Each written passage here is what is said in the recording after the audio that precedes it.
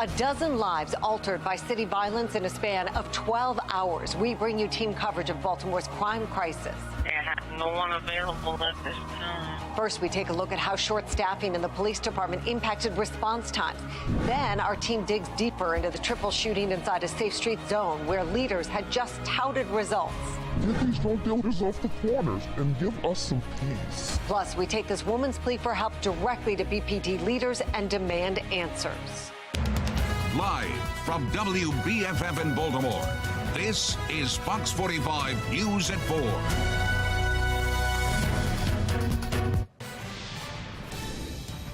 Breaking news as we come on the air at 4 o'clock. Baltimore police are on the scene of a shooting.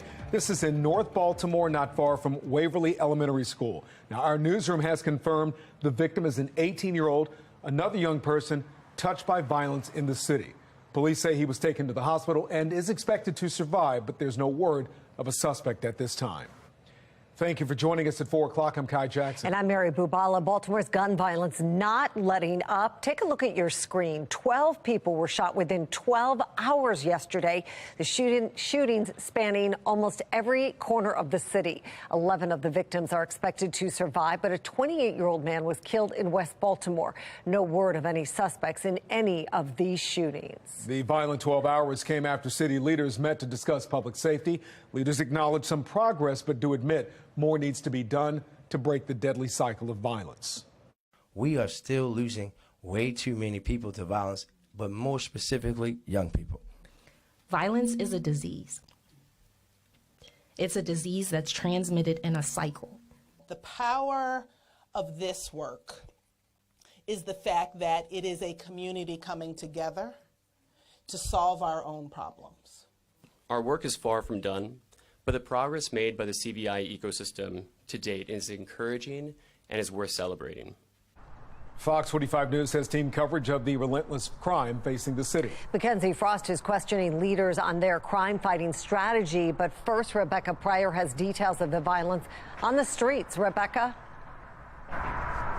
Hey guys, yesterday we saw a crime spree, as you said, that touched nearly every corner of the city. We saw shootings in the north, southeast, and west districts, sending an already short-staffed police department scrambling.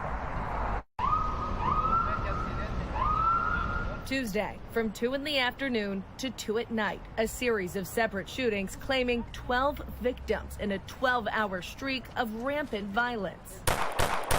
Among the victims, a 28-year-old man found dead mere minutes after a triple shooting injured a 14-year-old boy. Dozens and dozens of evidence markers seen littering the ground where the teen was struck. Hours later, another triple shooting would spill more blood on Baltimore streets. Police Union President Michael Mancuso telling Fox 45 the shootings that hit 5 of Baltimore's 9 police districts made for a chaotic day and night for his officers. Mancuso going on to write, "It goes back to being so very short-staffed. Our cops did a great job, but they are exhausted and overworked. Forced overtime daily, and the summer is not here yet." With the department currently 500 officers down, throughout the night, dispatchers could be heard seemingly grappling with the staffing shortages. Wagon person isn't in yet. They're on overtime. Adam shift units come in clear, guys. Still holding 7 calls for 3 priority ones. They have no one available at this time.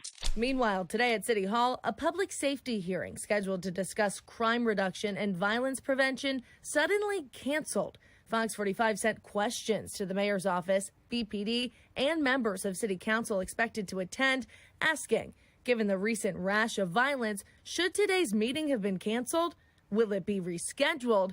And doesn't the public deserve to know what's fueling this latest string of shootings? But as of news time tonight, no answers. Now, police did respond to our question, saying it wasn't their decision to cancel this meeting. However, when we asked if they could still elaborate on why the meeting was canceled, we did not hear back. Reporting live in Baltimore City, Rebecca Pryor, Fox 45 News. Let's bring in Mackenzie Frost. Mackenzie, one of the shootings yesterday was in a Safe Street zone, the same place where the mayor and other leaders were at earlier in that day, talking about money for Safe Streets. What's the mayor saying about this today? Well, Kai, the mayor still says that he believes Safe Streets continues to work.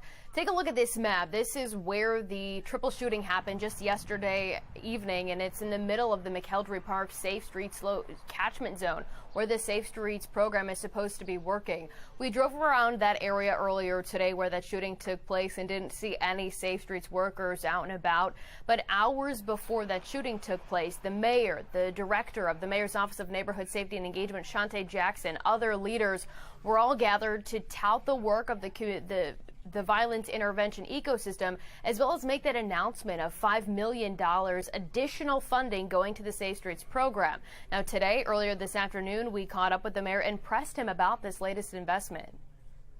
Why should the city trust you when you say that this new $5 million investment on top of the funding for Safe Streets will actually make a difference when on the same day we saw 3 people shot? Well, I think the residents of Baltimore are a little smarter than to think about it in that sense, right? The reality is that we're talking about a program that's been in existence since 2008. We have to continue to focus on why in the hell people are doing these kind of things to each other over small things. All of it matters, Mackenzie.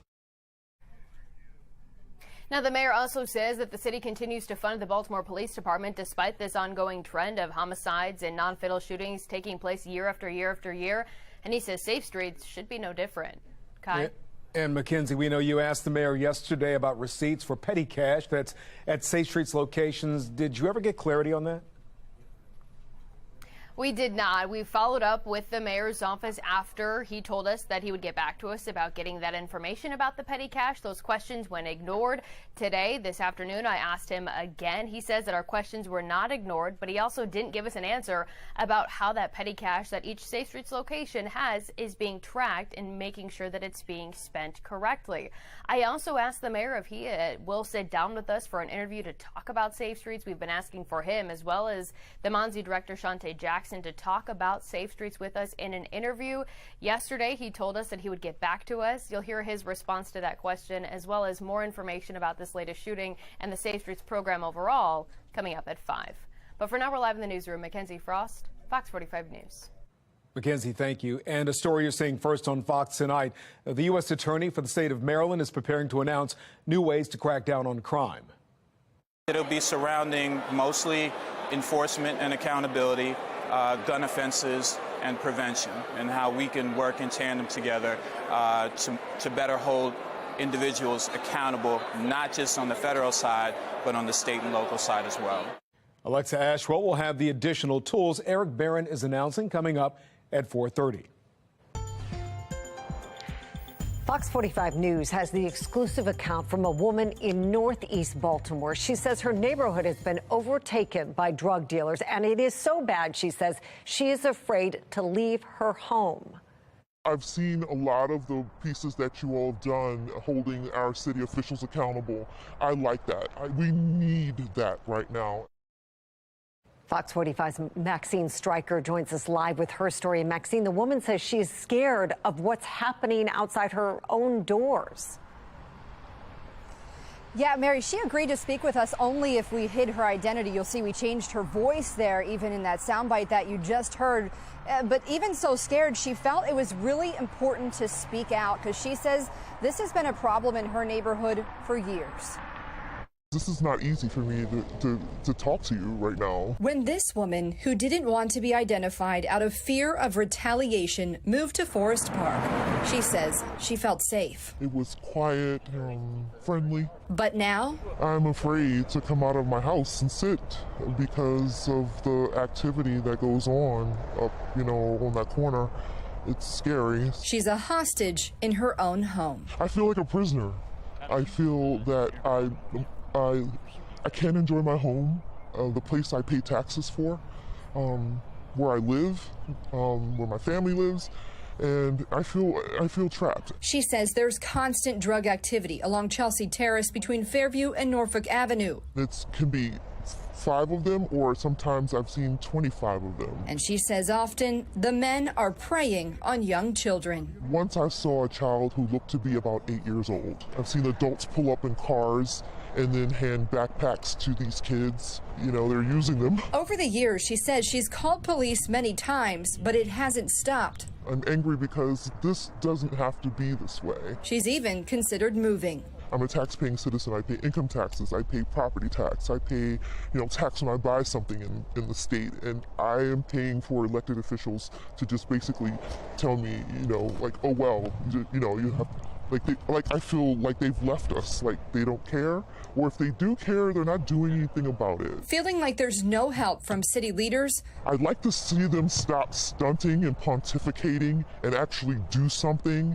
Stop trying to profile and look good and be friends to criminals. I mean, give them more rights than they give the tax-paying, law-abiding citizens in this city. Her only hope now is her story. Get these drug dealers off the corners. Stop these kids from being used. Give us some peace. Her cries for change. It's important, and it's so, if I'm gonna die on a hill, it's gonna be this one. Will finally be heard. Pray that it doesn't go that way, but this is the one. So we did reach out to the Baltimore Police Department asking them what they are doing to deal with open-air drug markets. In a statement, a spokesperson said in part, Baltimore works closely with local, state, and federal partners in enhancing evidence-based harm reduction measures and proven addiction treatment programs while also holding drug trafficking organizations accountable. They also point to narcotics arrests being up this year. We have that full statement right now on our website at foxbaltimore.com. Reporting live in Baltimore, Maxine Stryker, Fox 45 News. Making headlines now, Adnan Syed is asking the Appellate Court of Maryland to reconsider its decision to reinstate his conviction. Syed's conviction was overturned last September after spending more than 2 years in jail. Former City State's Attorney Marilyn Mosby said that was because of new DNA evidence. But after Haymon Lee's brother petitioned the court about the way the conviction was vacated, the appeals court reinstated it last month. In today's filing, Syed's attorneys argue Lee's brother failed to show how the outcome of September's hearing would have been different had he been present in court that day. A health alert in Anne Arundel County. Officials are worried some people may have come in contact with a rabid raccoon. That animal was found on Mayapple Way near Mount Tabor Road. Now, if you or a pet may have come in contact with the infected raccoon, you're asked to contact the Anne Arundel County Health Department immediately. Rabies can be spread through getting scratched by an infected animal or coming in contact with its saliva. The illness can be deadly if not treated fast enough. Massive damage at a gas station in Essex after an attempted ATM theft. You can see a car went right into the Essex Exxon gas station in Back River Neck Road, on Back River Neck Road. Baltimore County Police say it happened just before 2 a.m. Gas station employees tell us 5 people inside the car tried to make off with the ATM but couldn't move it, so they took the cash register instead. No one was injured in that robbery. Disability placards going missing at an alarming rate. Why would anyone want to steal them? Fox 45 News finds out. Plus, if you had food and cash assistance funds stolen from you, we have some new information on how to get that money back. And ahead of the busy summer travel season, there's new tech at BWI Thurgood Marshall Airport to keep you safe and lines moving. We'll check it out coming up next. And some rain falling during this afternoon's commute through 5, 6, and 7 o'clock. Scattered showers, maybe even a rumble of thunder. I'm tracking where it's going to be worst and for how long. My Weather Authority forecast.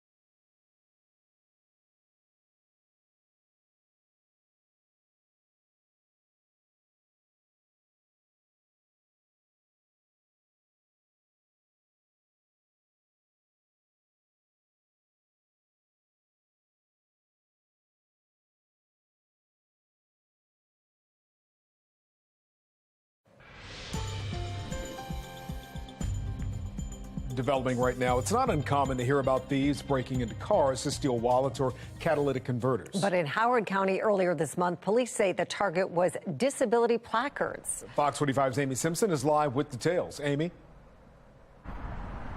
Yeah, so in just one night, police say that 10 of those disability placards were stolen across Howard County. We'll show you a map of where this happened earlier this month. One placard was stolen from Tamar Drive in Columbia, and about 5 miles east, 9 placards were stolen from a few neighborhoods off of Route 1 in Elkridge. This all happened overnight from April 14th into April 15th, and police say it was likely one person or a small group of people who have broken into these cars, but police say so far, no arrests have been made. And Amy, why are thieves targeting these placards? Clearly, they can park closer when they go shopping, but is it happening elsewhere? Yeah, so Mary, that's actually one question we're still working to answer is why are these placards being targeted? Is there some sort of a secondary market or resale market for the placards? But right now, Howard County police say this is not a trend that they're seeing, as this just happened during one overnight period. But just last month, police in Tacoma Park, south of us, did say they also experienced a similar trend of thieves targeting these disability placards. Reporting live tonight, Amy Simpson, Fox 45 News. Amy, thank you. The state is expanding its plan to reimburse Maryland residents who had EBT funds stolen from them. The newly signed law allows EBT cardholders to file for reimbursement from theft as far back as 2021. Under the new policy, more than 1,000 additional households will become eligible to recover $820,000 in previously stolen cash and food assistance benefits. For more information on how to file a reimbursement claim, go to our website, foxbaltimore.com. Well, there is new technology at BWI that could help keep flyers safe and streamline the airport experience. They've been using it actually for a couple of months. TSA demonstrating new ID verification tech. The CAT-2 scanners verify travelers' photo identification and flight details in real time, and it cuts out the need for travelers to present a boarding pass while getting through security. So you don't have to have so many things in your hands. It's very helpful. Airport officials say it is a big step forward, also in safety. It significantly enhances the capabilities for us to determine whether an ID is fraudulent that's coming through.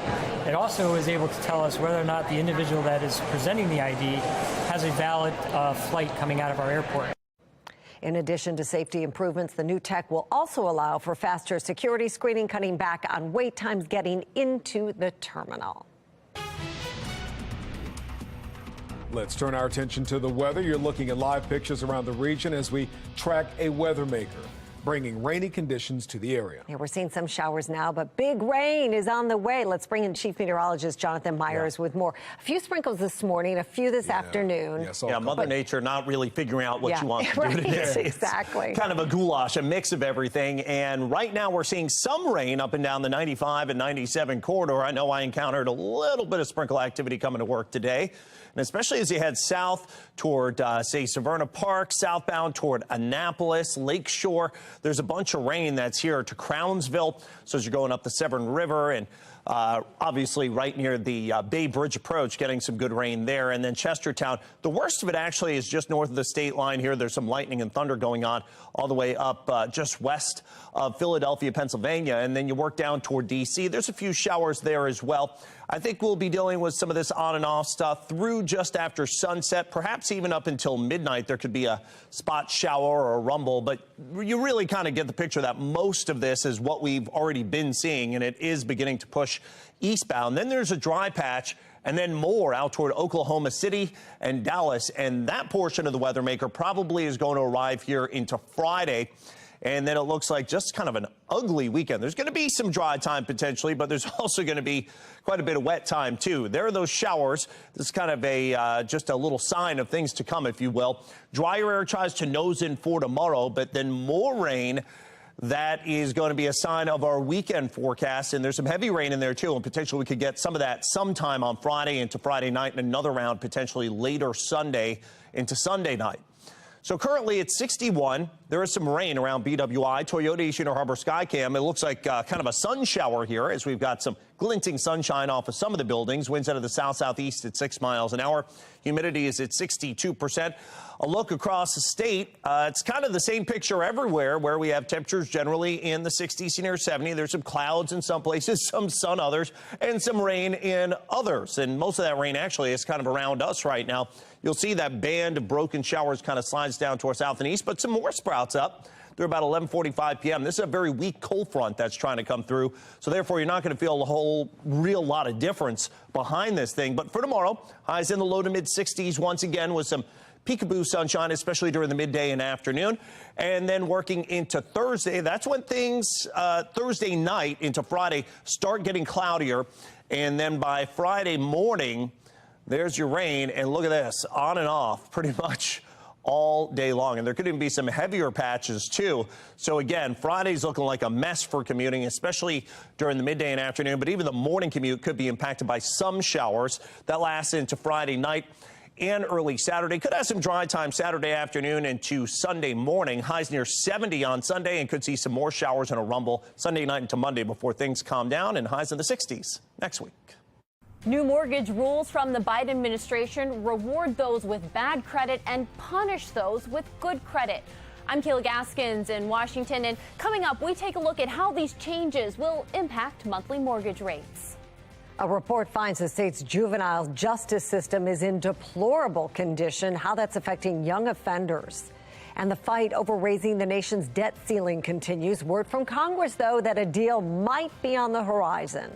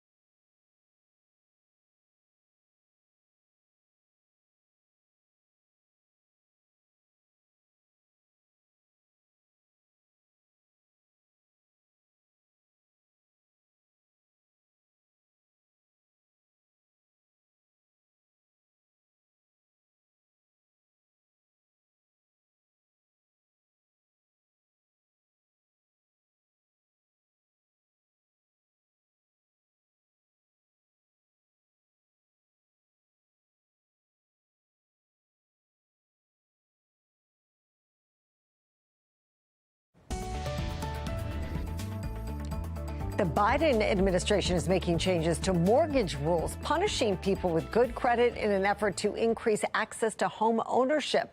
National correspondent Kayla Gaskins joins us from Washington with the latest. Those in the market to buy a new home will soon find it pays off to have bad credit. A new rule raises rates for borrowers with good credit to subsidize lowering rates for high-risk borrowers. People with credit scores above 680 who put 20% down will pay the most. This is a direct transfer of wealth and direct transfer of credit from those who have been responsible to those who have been less responsible. Federal Housing Finance Agency Director Sandra Thompson says the changes, quote, advance their mission of facilitating equitable and sustainable access to home ownership. Former Obama housing chief David Stevens calling the move unprecedented. We can do better programs to help more minorities get into home ownership. This is not the way to do it. Stevens calculates that someone with a $400,000 loan at a 6% interest rate with a good credit score will end up paying $40 more per month. Now that adds up to $14,400 on a 30-year loan. There really is some evidence that, at least at the margins, our attempts at the governmental level to get more people into homes as buyers really backfired on the way up to the global financial crisis. We have an interest in getting people into homes, sure, but we also have an interest in not having people take out mortgages or other loans they can't afford. Mortgage broker Ali Jelensik says education for these high-risk borrowers is key. You have people who are maybe first-time home buyers or haven't been able to buy in the past because of or credit, and they're coming to me saying, hey, am I able to get pre-approved now? To make sure that people know what they're getting themselves into. So there's definitely a bigger emphasis on educating on what the full process looks like. Jelensik also pointing out that while the rules officially go into effect May 1st, most lenders already made these adjustments months ago to get ahead of the changes. Home buyers already feeling the effects. In Washington, I'm Kayla Gaskins. First on Fox, an expansion of Eric Barron's Al Capone method of prosecution, who the U.S. attorney is setting his sights on. The writer who accused former President Trump of rape takes the stand. What E. Jean Carroll told the court. The drip of information about a system of migrant child trafficking inside the United States continues to send shockwaves through Capitol Hill. I'm Christine Frizzau with what we're learning.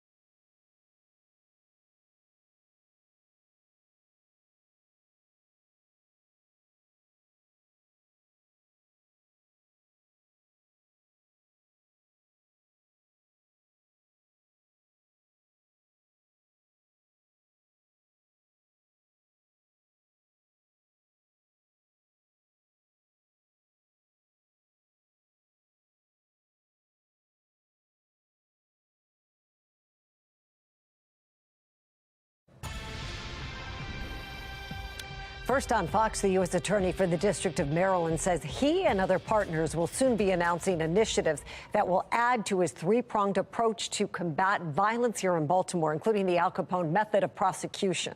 Alexa Ashwell spoke with U.S. Attorney Eric Barron. She joins us now with more on this federal effort. Alexa.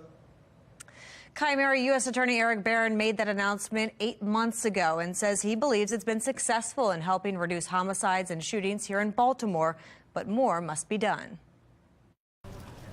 Summer 2022, the bloodshed in Baltimore reaching a record high. June had marked Baltimore's most murderous month in 7 years, with 41 homicides. The cries for help bringing together federal, state, and local agencies. Never before has the U.S. Attorney's Office devoted more federal resources. That was U.S. Attorney for the District of Maryland Eric Barron 8 months ago, as he announced his three-pronged approach to combating violence here in the city.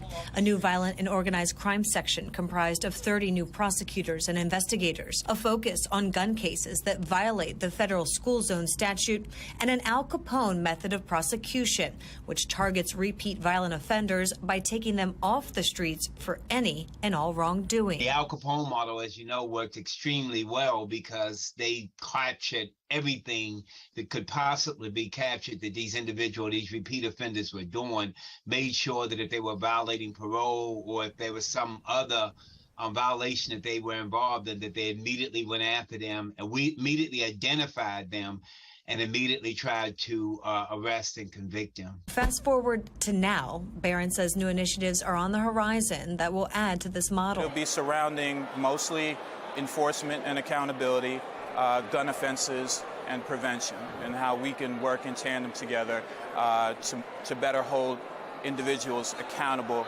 not just on the federal side, but on the state and local side as well. Accountability and consequence, what we've long heard the mayor and police commissioner say has been lacking when it comes to the united fight against crime.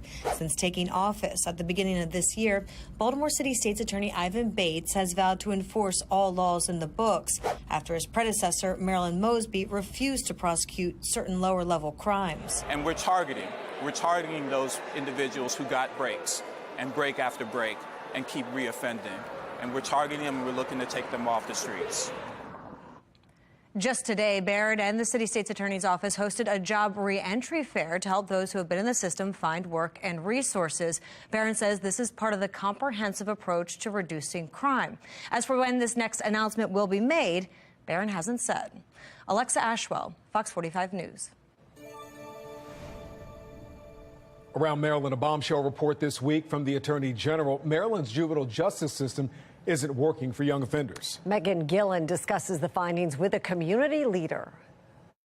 A new report shedding light on poor living conditions and limited services inside facilities within the Department of Juvenile Services. It was completed by the Maryland Office of Attorney General Juvenile Justice Monitoring Unit, and it details inadequate educational services, unsanitary living conditions, persistent boredom, and staffing levels that aren't safe. Lifelong Baltimore resident Pastor P.M. Smith weighing in on what he believes this stems from.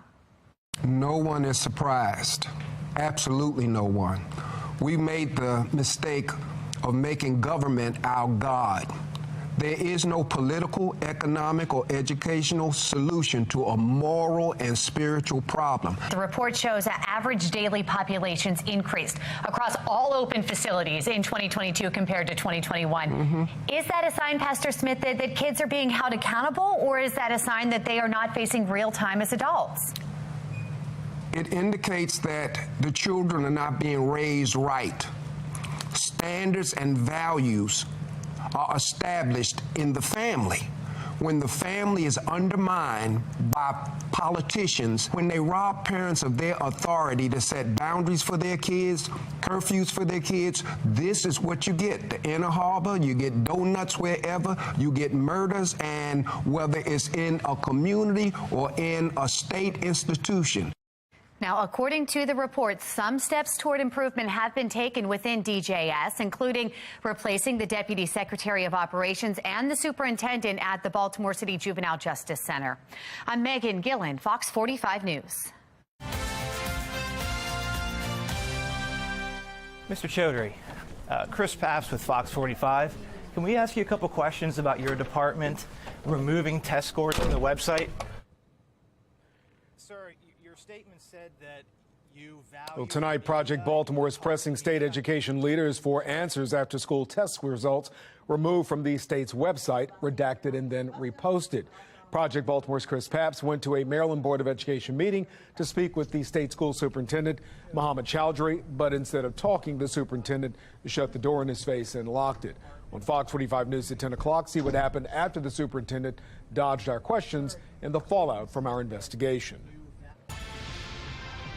Taking a look now at the Fox Quad Box, the ISIS leader behind the deadly 2021 suicide bombing at the Kabul airport has been killed. 13 U.S. service members and dozens of Afghans were killed in that bombing.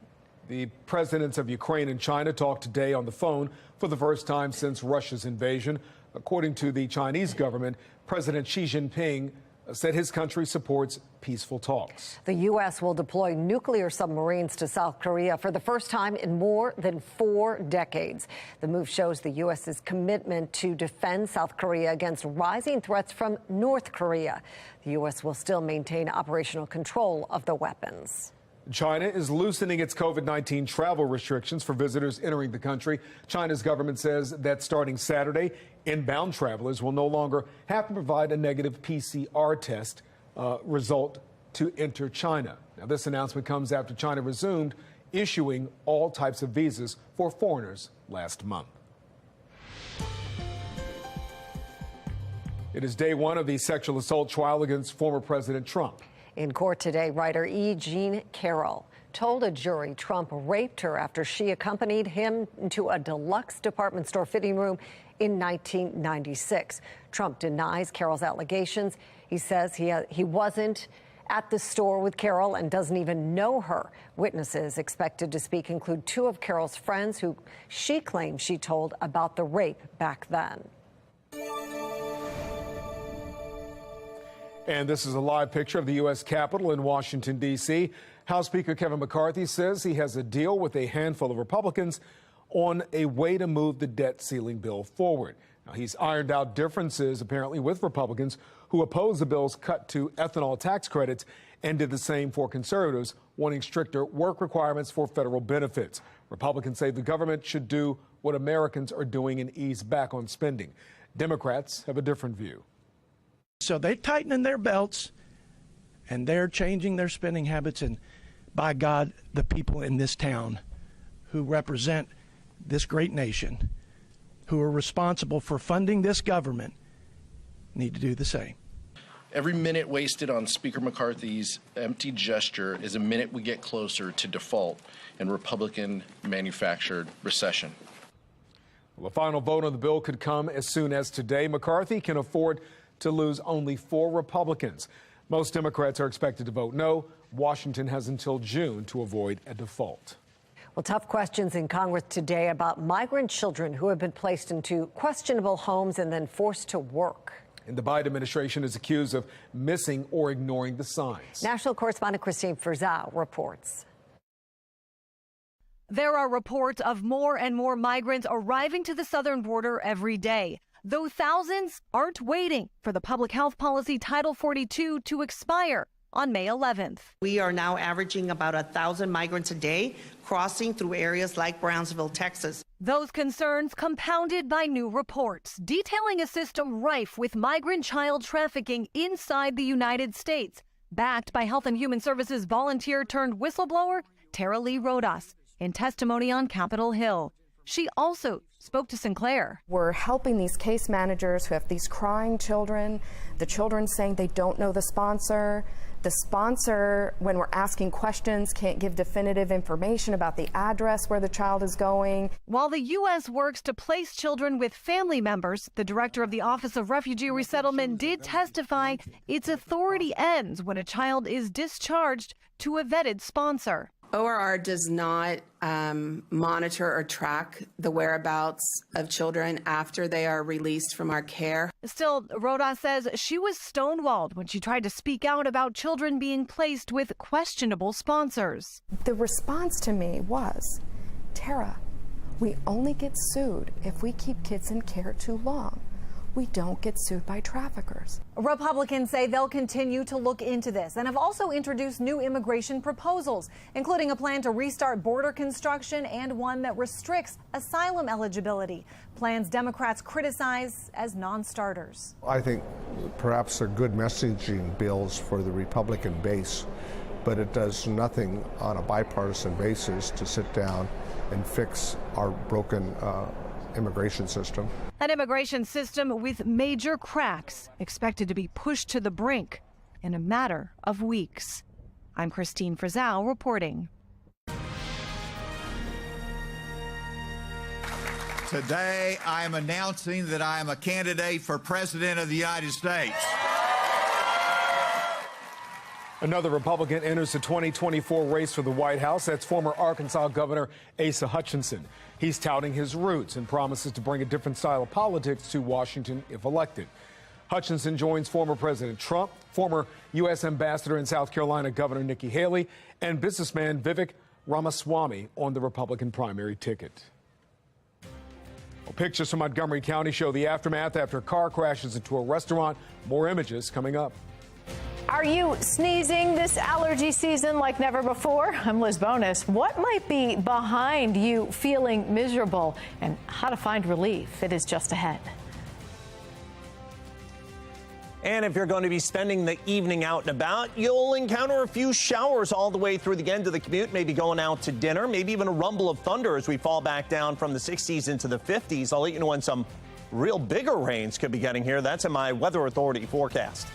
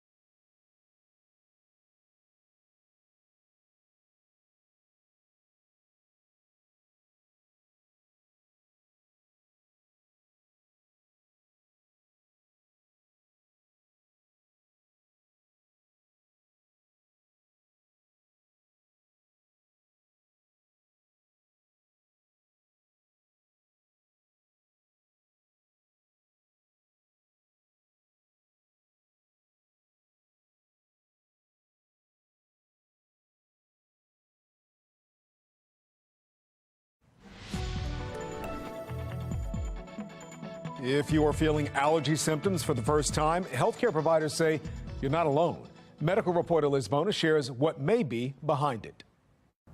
Hey there, hello to you. If this allergy season has you feeling miserable in ways you have not previously, you can blame it on what some are referring to as a bit of the pollen storm. Dr. Scott Woods, a family medicine specialist at Ohio's TriHealth, says it's tough right now to make a diagnosis for many people. There are several upper respiratory infections and COVID-19 still going around all around the country, and they have similar symptoms to what pollen and other allergens can cause. So did we actually have an early start or just a strong start this year?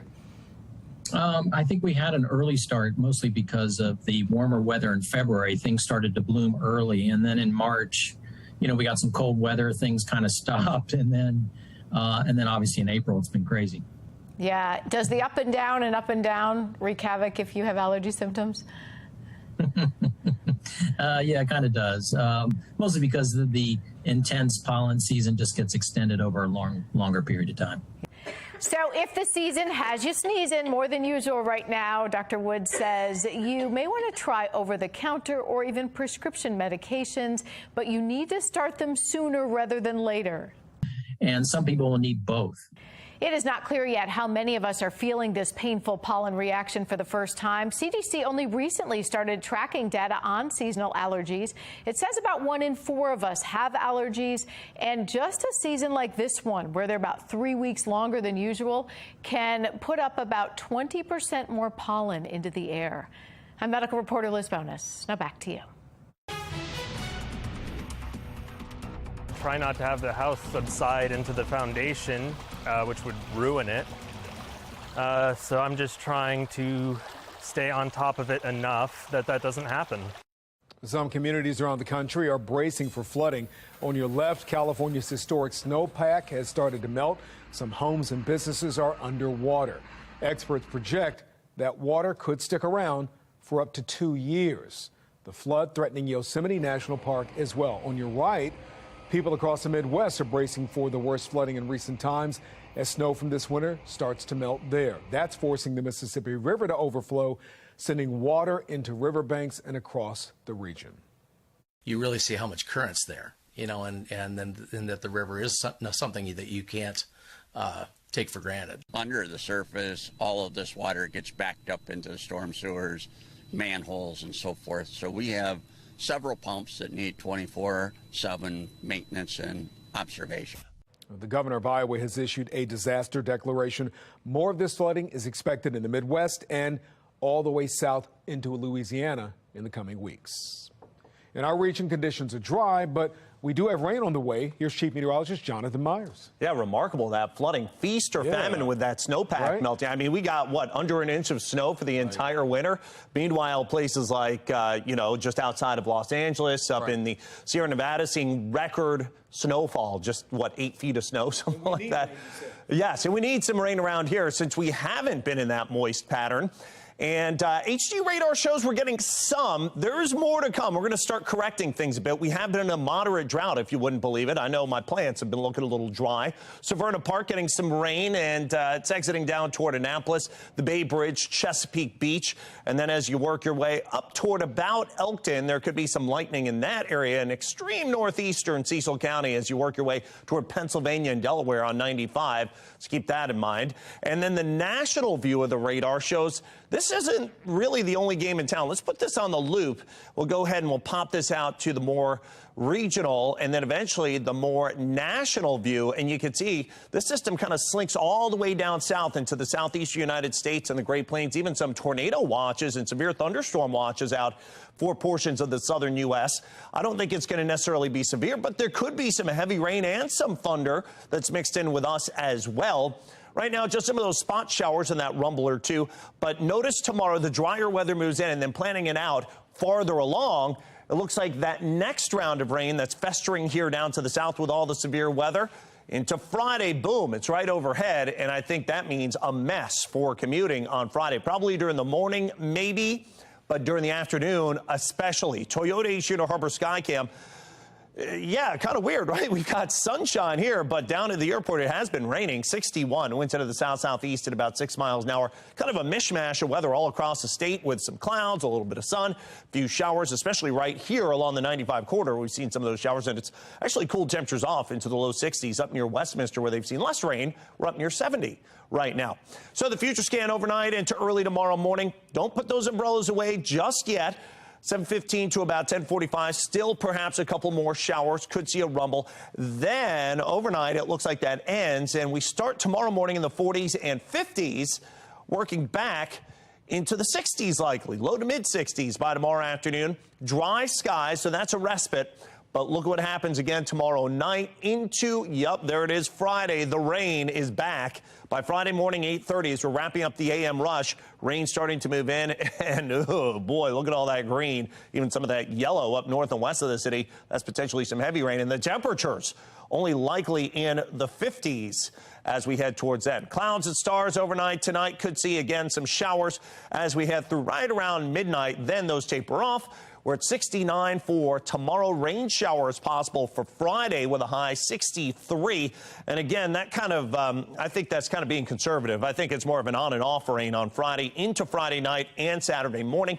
Then it's out of here on the day Saturday. I think maybe even some sunshine Saturday afternoon. Clouds increase again on Sunday. Some PM showers, maybe a rumble. Could last us to Sunday night and early Monday before that gets out of here into early next week. So an unsettled and relatively cool pattern coming. Thank you, Jonathan. Coming up on Fox 45 News at 5 o'clock, new developments in the Adnan Syed case. Why he says the appellate court should reverse its decision to reinstate his conviction. But first, a special gift for a Baltimore County school, all because they asked for it.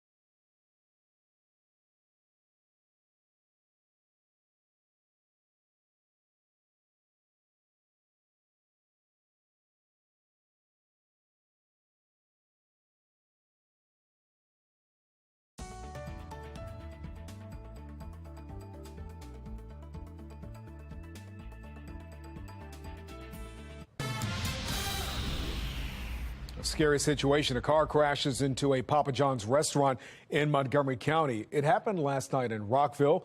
You can see the damage in the front of the store with the doors and windows barely hanging on. No word on what may have caused this crash. Ask and ye shall receive. Some students in Baltimore County got quite the gift today. On behalf of the residents of Baltimore County, I thank you for your efforts, and I wish you much success with this new bike rack. Congratulations! All right, celebration at Johnny Cake Elementary School, where the school received a new bike rack. We understand County Executive John Olszewski paid a visit to the school a couple of weeks ago. During his visit, students told him about how they wanted to ride their bikes to school, but they didn't have a place to keep those bikes. Well, it turns out their plea didn't fall on deaf ears. We need to listen to our children, and we need to tell them that their voices have power and that their voices can change not just their school community, but Cambrians and everyone else in Miss Cutter's classes. They can change their community, they can change the world. Well, next week, by the way, is Bike to School Week, so we're glad to see students will be able to participate. Well, a bright spot right now as a mother duck leads her ducklings through the hallways of a Virginia school. Look at this with a little help. This is the second time this has happened at Ashburn Elementary School this year. Apparently, Mama Duck hatched several ducklings in the school's courtyard. Students were able to walk them to a nearby pond. We understand there's another nest in the courtyard as well, so they expect more ducklings to pass through the hallways. This is, Jonathan, this is like a kid's dream to see something like this, right? Yeah. Mary's shaking her head, yes. You know, this check out so the cool. little like blankets or whatever they're using, like towels, trying to get them there. Any case, some great weather for the ducks coming our way. You can see here as we head into Friday, the on and off rain pretty much all day long on our GFS Future Scan computer model. This takes a look at the longer range computer model kind of data, what I make my 7-day forecast off of. You still see more rain to welcome us here on Saturday. May lighten a little bit during the afternoon to more so scattered showers, but another round could come. Hopefully much of the day on Sunday's dry until a round of showers and storms could come in Sunday night perhaps. So again, unsettled weekend is on tap. All right, Jonathan, thank you. Coming up on Fox 45 News at 5 o'clock, 12 people shot in 12 hours. The latest surge of violence in what's already been a brutal month for shootings. What's the money being used for? We continue to press Mayor Brandon Scott on his violence prevention initiatives after a shooting takes place in a safe street zone.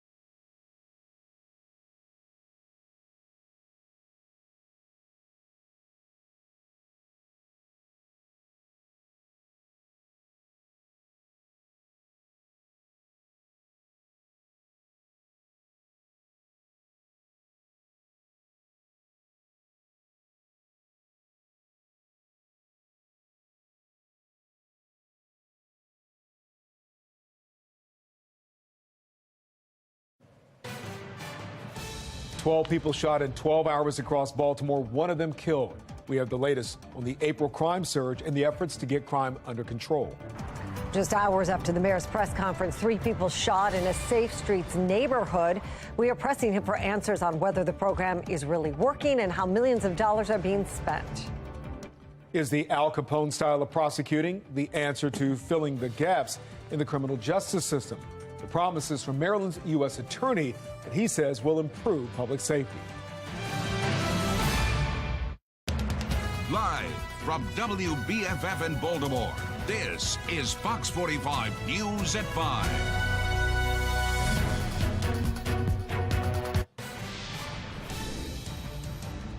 Breaking tonight, an 18-year-old is shot in North Baltimore. City police say it happened around 2 o'clock on East 37th Street. That's near Old York Road.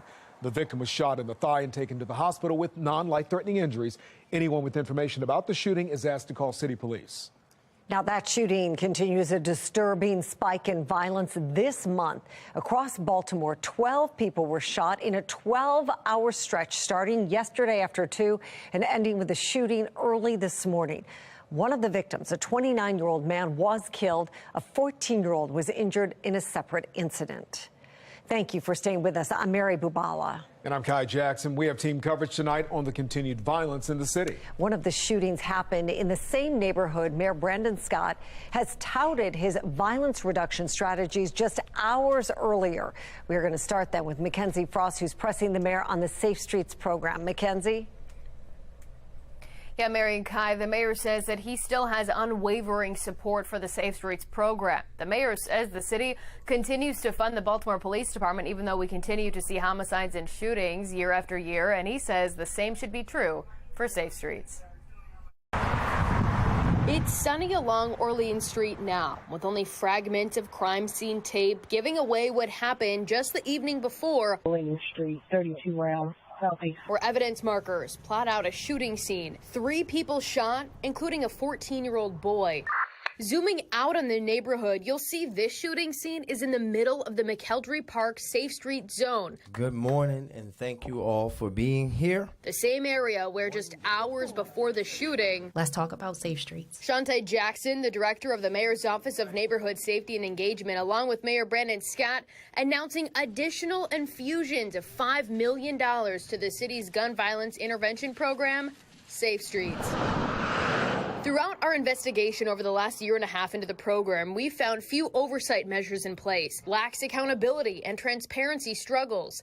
After threatening to sue the city over public information, the city handing over hundreds of pages of contracts between Baltimore and the community-based organizations operating the 10 different Safe Streets locations, like LifeBridge and Catholic Charities, now the only 2 CBOs after the mayor restructured the patchwork of management system. In those documents, we found the locations have petty cash stashes, but we don't know how that money is being spent. Good afternoon, everyone. At a community event Wednesday, we pressed the mayor. Why should the city trust you when you say that this new $5 million investment on top of the funding for Safe Streets will actually make a difference when on the same day we saw 3 people shot? Well, I think the residents of Baltimore are a little smarter than to think about it in that sense, right? Again, touting this Johns Hopkins report showing some decreases in homicides and non-fatal shootings in some of the Safe Street zones, but not everywhere. And the city failing to mention Baltimore paid nearly $145,000 for the study in the first place. That we have to continue to focus on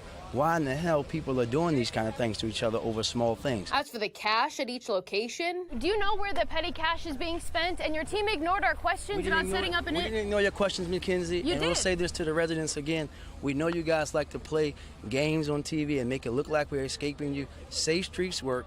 The information about Safe Streets is out there. We're working with partners like LifeBridge and Catholic Charities, and we work with partners who have impeccable financial records over history. When you think about LifeBridge and Sinai Hospital and all the things they do in Baltimore and everywhere they operate, anyone to say that they are using city funds or even hinting at that in a wrong way is being very disrespectful. We just don't know how they're being spent. Will you do an interview with us about it? Thank you, Mackenzie.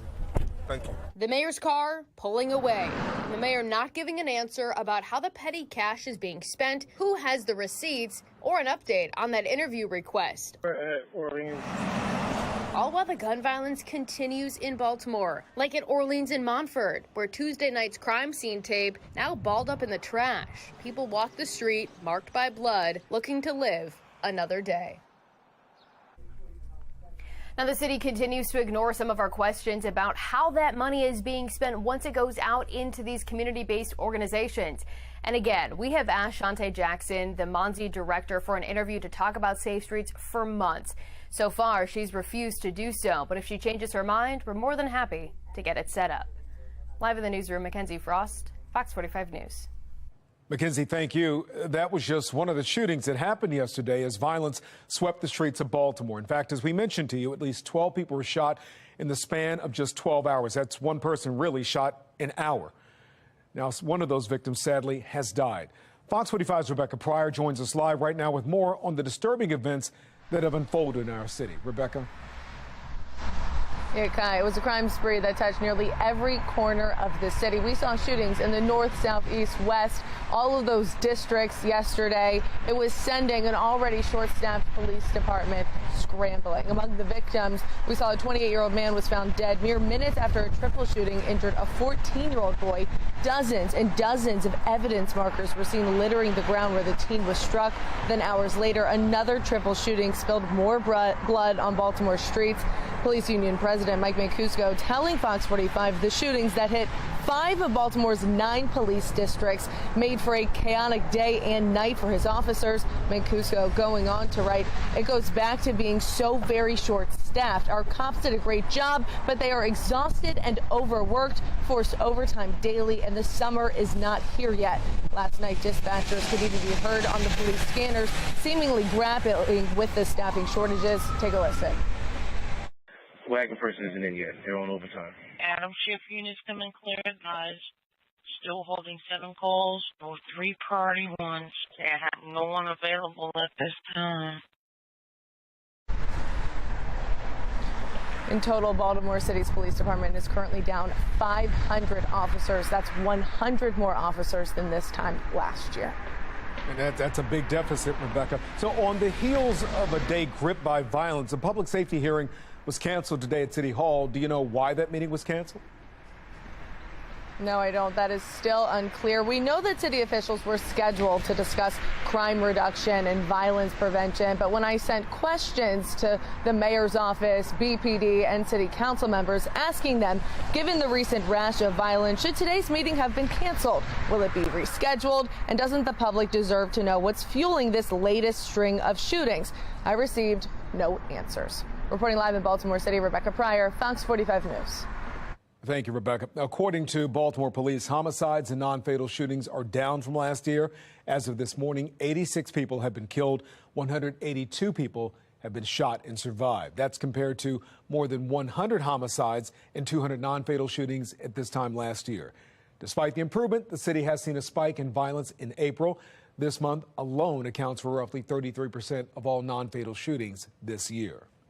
Well, this brings us to our question of the day. Would you vote for Mayor Scott for a second term? Yes or no? Head to foxbaltimore.com/vote to weigh in. And first on Fox, the Maryland U.S. Attorney says he and other partners will soon be announcing initiatives that will add to his 3-pronged approach to combating violence here in Baltimore, including that Al Capone method of prosecution. Fox 45's Alexa Ashwell spoke with U.S. Attorney Eric Barron and joins us now with more on this federal effort. Alexa. Kai Mary, U.S. Attorney Eric Barron made that announcement 8 months ago and says he believes it's been successful in helping reduce homicides and shootings here in Baltimore. But more must be done to get Baltimore's crime under control. Summer 2022, the bloodshed in Baltimore reaching a record high. June had marked Baltimore's most murderous month in 7 years, with 41 homicides. The cries for help bringing together federal, state, and local agencies. Never before has the U.S. Attorney's Office devoted more federal resources. That was U.S. Attorney for the District of Maryland, Eric Barron, 8 months ago, as he announced his 3-pronged approach to combating violence here in the city.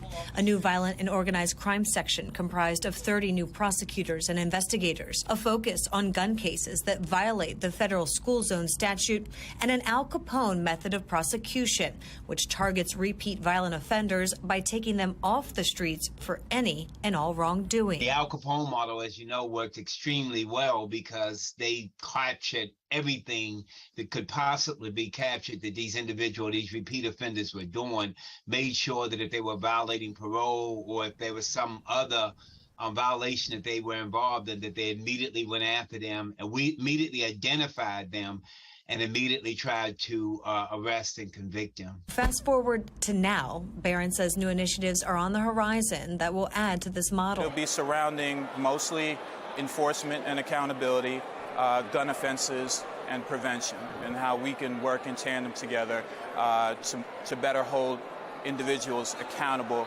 not just on the federal side, but on the state and local side as well. Accountability and consequence, what we've long heard the mayor and police commissioner say has been lacking when it comes to the united fight against crime. Since taking office at the beginning of this year, Baltimore City State's Attorney Ivan Bates has vowed to enforce all laws in the books after his predecessor, Marilyn Mosby, refused to prosecute certain lower-level crimes. And we're targeting those individuals who got breaks and break after break and keep reoffending. And we're targeting them and we're looking to take them off the streets. Just today, Barron and the City State's Attorney's Office hosted a job reentry fair to help those who have been in the system find work and resources. Barron says that is part of the comprehensive approach to reducing crime. As for when this next announcement will be made, Barron hasn't said. Alexa Ashwell, Fox 45 News. Thank you, Alexa. At 5:30, our team coverage on the crime crisis continues. Fox 45's Maxine Stryker is talking with a city resident who says open-air drug dealing and violence in her neighborhood has gotten so bad she's afraid to leave her own home. And developing now, Adnan Syed is asking the Appellate Court of Maryland to reconsider its decision to reinstate his conviction. Syed's conviction was overturned last September after spending more than 2 decades in prison. Former City State's Attorney Marilyn Mosby said that was because of new DNA evidence. But after Heyman Lee's brother petitioned the court about the way the conviction was vacated, the appeals court reinstated it last month. In today's filing, Syed's attorneys argue Lee's brother failed to show how the outcome of September's hearing would have been different had he been present in court. A community organization saying crime data is presenting a false hope. The concerns from some Baltimore residents on the city's public safety approach. Less than 2 months to the deadline for Baltimore County Schools to appoint a new superintendent. The new developments in the search. I'm Scott Thuman in Washington. With increased worries over the nation's finances, is the country at risk of defaulting on its debt for the first time ever? And what would that mean for you? Coming up. And a few showers and thunderstorms around for the evening commute, with temperatures in the 60s, dropping into the 50s. Nothing too harrowing, but there's a bit of rain, and we're going to be tracking that on the HD radar. But a bigger rain threat coming to wrap up the week. I'll let you know how it could impact weekend plans in my Weather Authority forecast.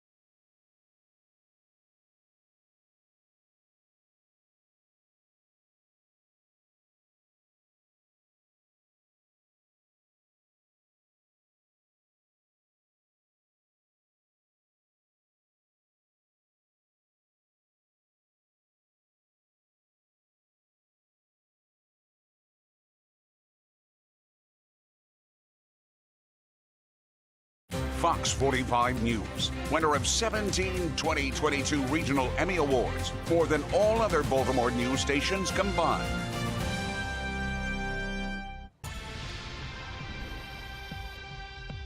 This is a live look at the House floor where debate on a debt limit bill is underway. House Speaker Kevin McCarthy is making last-minute changes to the proposal in an effort to win support from Republicans who are holding out. Chief political correspondent Scott Thuman is in Washington, D.C. with the latest. With Washington's biggest deadline and potential default on the nation's finances rapidly approaching, can all sides agree to raise the limit on how much the government can borrow before it's too late? That limit currently capped at $31 trillion. And with America spending more than it brings in, funds could run out in June.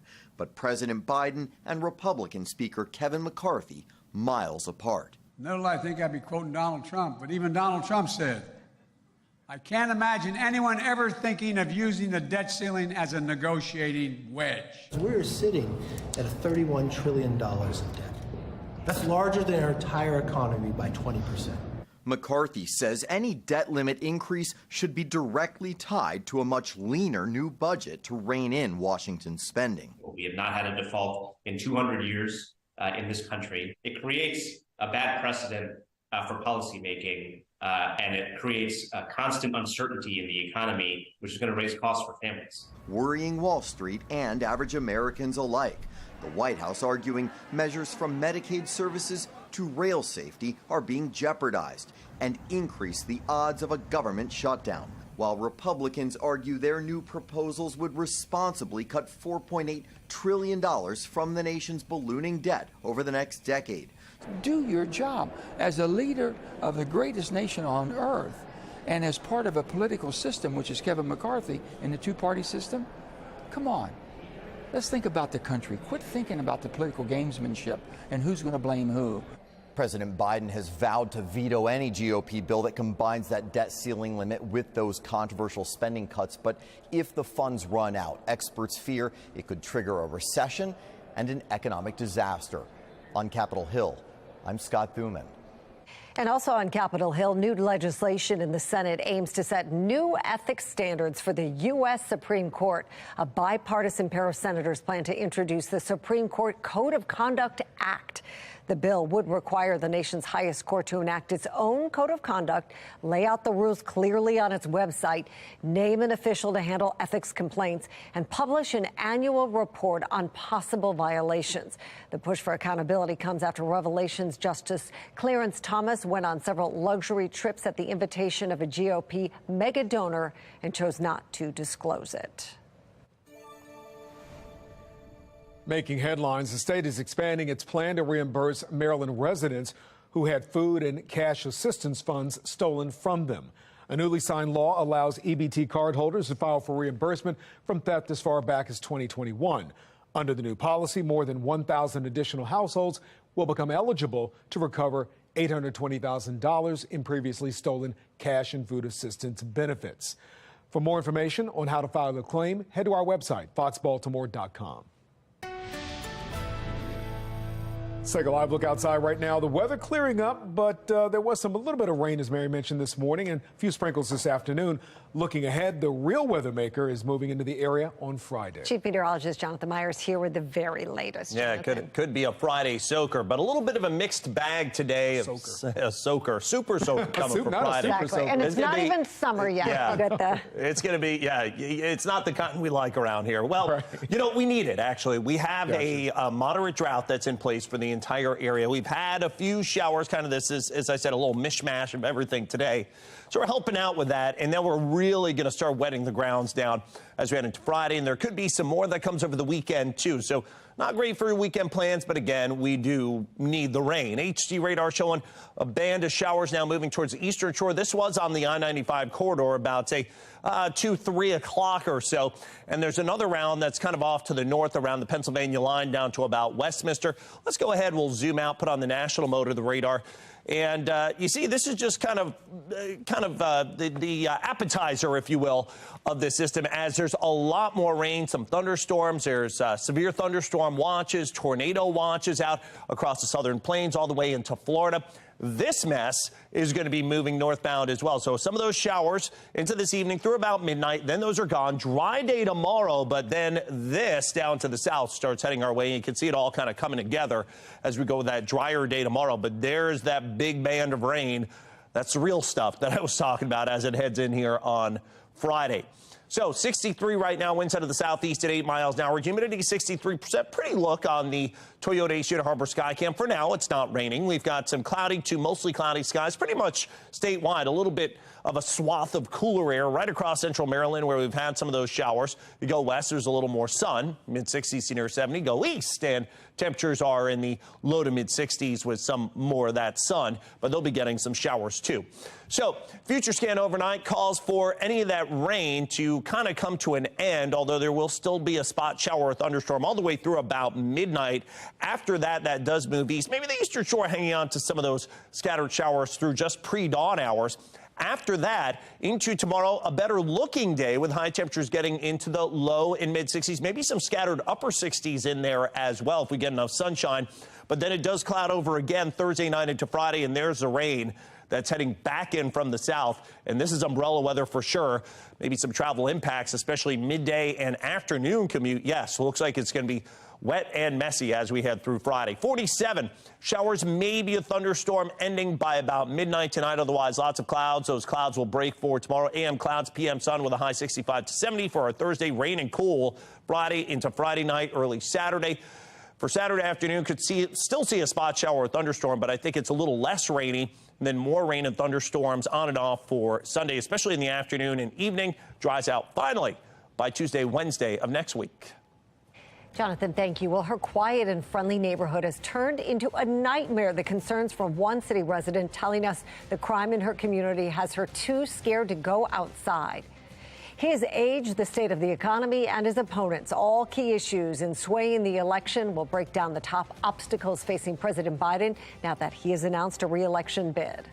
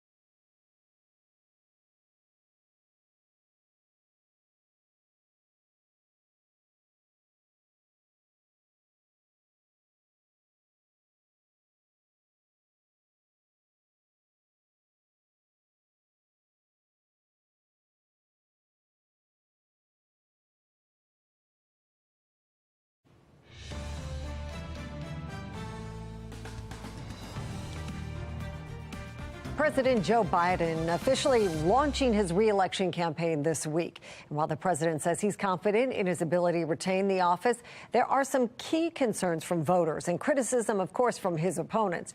Chief among those, the current state of the economy and inflation, plus his age.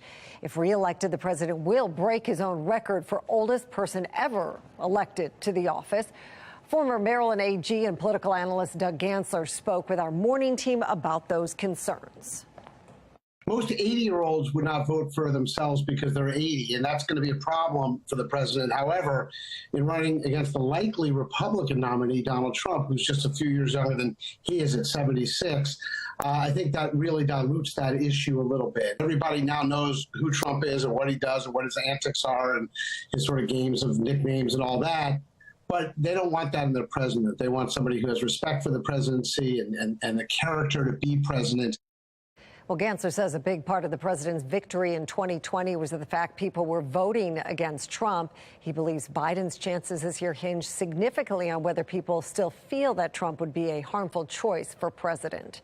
Now, 3 Democrats have officially entered the race, the president joining author Marianne Williamson and Robert F. Kennedy. On the Republican side, along with Trump, former Arkansas Governor Asa Hutchinson, former UN Ambassador Nikki Haley, and businessman Vivek Ramaswamy have officially announced campaigns. Trump's Vice President Mike Pence and Florida Governor Ron DeSantis are also reportedly considering running. The search is down to a handful of finalists. What we know about who could be the next head of Baltimore County Schools. She feels like a hostage in her own home, hearing one woman's frustration with open-air drug markets and crime in her Baltimore neighborhood.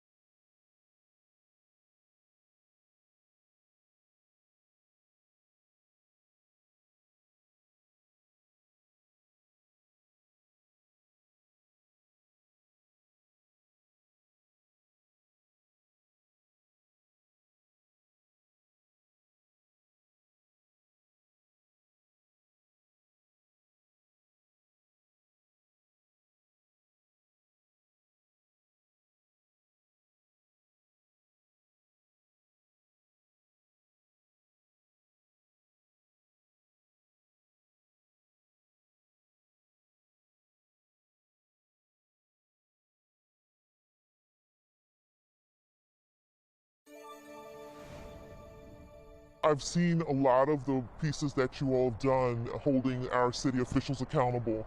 I like that. We need that right now. A Northwest Baltimore woman says her neighborhood has been overtaken by drug dealers. That's right. It is so bad, she says. She is actually afraid to leave her home, and now she's reaching out to Fox 45 News for any kind of help. Fox 45's Maxine Stryker joins us live right now with her story, first on Fox. Maxine?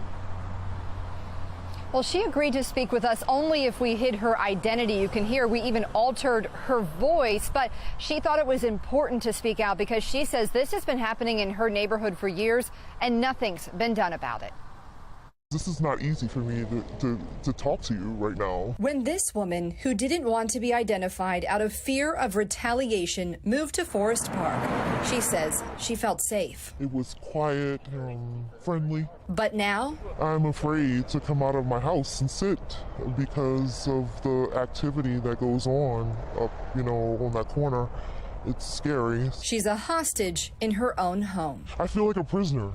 I feel that I can't enjoy my home, the place I pay taxes for, where I live, where my family lives, and I feel trapped. She says there's constant drug activity along Chelsea Terrace between Fairview and Norfolk Avenue. It can be 5 of them, or sometimes I've seen 25 of them. And she says often the men are preying on young children. Once I saw a child who looked to be about 8 years old. I've seen adults pull up in cars and then hand backpacks to these kids. They're using them. Over the years, she says she's called police many times, but it hasn't stopped. I'm angry because this doesn't have to be this way. She's even considered moving. I'm a tax-paying citizen. I pay income taxes. I pay property tax. I pay, tax when I buy something in the state. And I am paying for elected officials to just basically tell me, like, oh, well, you have, I feel like they've left us, like they don't care. Or if they do care, they're not doing anything about it. Feeling like there's no help from city leaders? I'd like to see them stop stunting and pontificating and actually do something.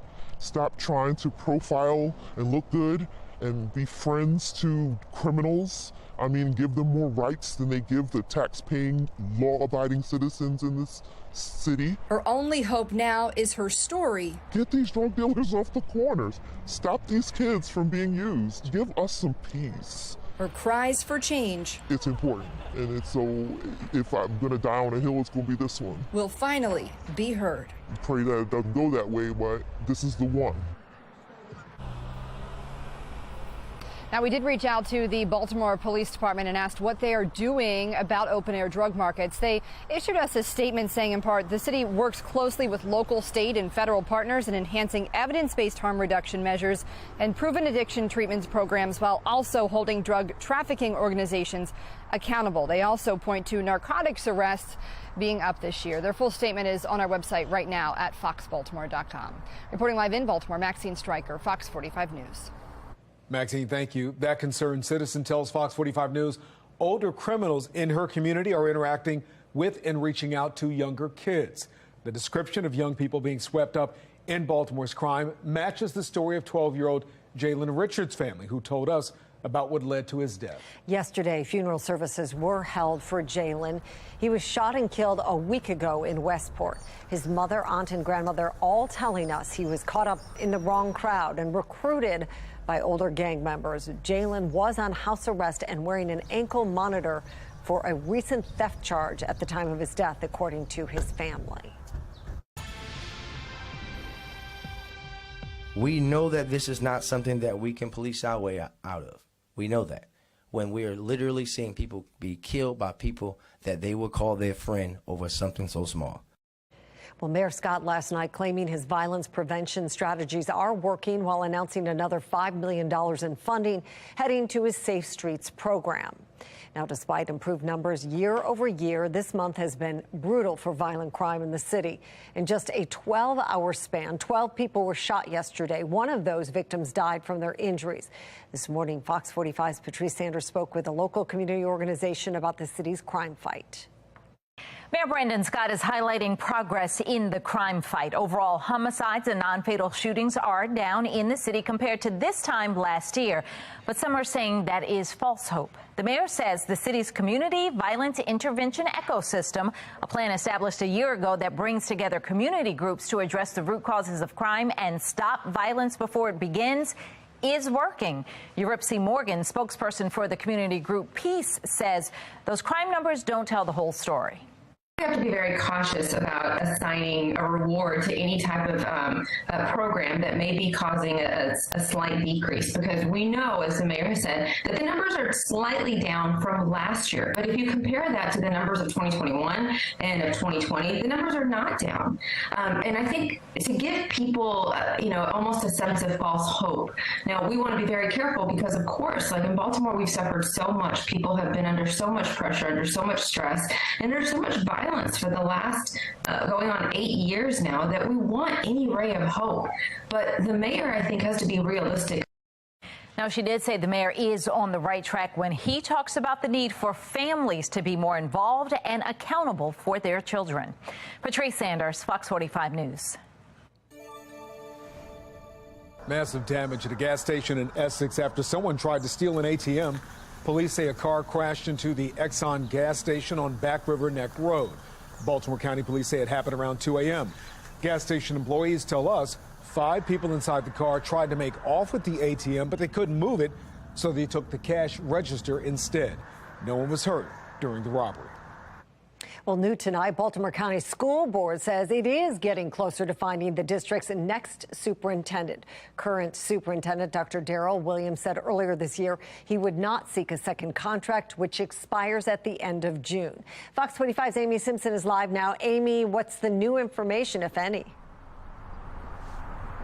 Yeah, Mary, so a lot of new details coming out this week on that search for a new superintendent for Baltimore County Public Schools. There's a little bit over 2 months now until July 1st when that new leader must take the helm of the district. We've now learned that the Board of Education saying it received 24 applications for the job from applicants across 15 states. And those applicants range from current superintendents to central office administrators and other education leaders, they say. That pool of applicants is now down to just 4 people. And the board says those 4 candidates will have final round interviews during the second week of May. Now, the board hired an outside consulting firm to help lead that search for a superintendent. And the team says it held 25 focus groups, 6 town hall meetings, and conducted an online survey this spring to learn what the stakeholders want to see in that new district leader. And just last week, they released a 172-page report on those findings. But at least 2 members of the school board last week expressed some concern about how to use such a large volume of information and feedback to help them with this hiring decision. If I were to be asked by a constituent, what was the summary? Summarize this. What data are you using to prioritize what you're looking for in your next superintendent? I have very low confidence that I could do so with this report in the current format. And Amy, as the board gets closer to selecting a new superintendent, what kind of reaction are you hearing from parents? Mary, one parent told me today that they have some transparency concerns given that all of this is happening behind closed doors. Some other parents and community members on social media today echoing some of those concerns, hoping for more parental involvement in this decision. The school board said it will not be releasing the names of those 4 final candidates, saying it's committed to candidate confidentiality. Reporting live tonight, Amy Simpson, Fox 45 News. There's a health alert in Anne Arundel County. Officials are worried someone may have come in contact with a rabid raccoon. The animal was found on Mayapple Way near Mount Tabor Road in Gambrills. If you or a pet have come in contact with the infected animal, you're asked to call the Anne Arundel County Health Department. Rabies can be spread through getting scratched by an infected animal or coming in contact with saliva. The illness can be deadly if not treated quickly. There's some new technology at BWI that could help keep travelers safe and streamline the airport experience. TSA demonstrating new ID verification tech. The CAT-2 scanners verify travelers' photo identification and flight details in real time. Cuts out the need for travelers to present a boarding pass while getting through security. Airport officials saying it is a big step forward for safety. It significantly enhances the capabilities for us to determine whether an ID is fraudulent that's coming through. It also is able to tell us whether or not the individual that is presenting the ID has a valid flight coming out of our airport. In addition to safety improvements, the new tech will also allow for faster security screening, cutting back on wait times getting into the terminal. A local program manager in Johns Hopkins Physics Department has been named one of Time's 100 most influential people. Ed Reynolds is being recognized for leading NASA's DART mission. In that mission, NASA fired a rocket, crashing it into an asteroid to determine if we had the ability to redirect a world-threatening asteroid. Reynolds told our morning team the results of the mission has NASA optimistic about its ability to protect the planet. We launched the spacecraft 1.5 years ago, and 6 months ago we had the impact, and it was a spectacular success. We were hoping to change the orbit period of the asteroid by about 73 seconds. We changed it by 33 minutes. So it was spectacular results. Well, Reynolds says the rocket his team fired hit an asteroid the size of one of the Great Pyramids over 7 million miles away. Well, hundreds of thousands of veterans say they're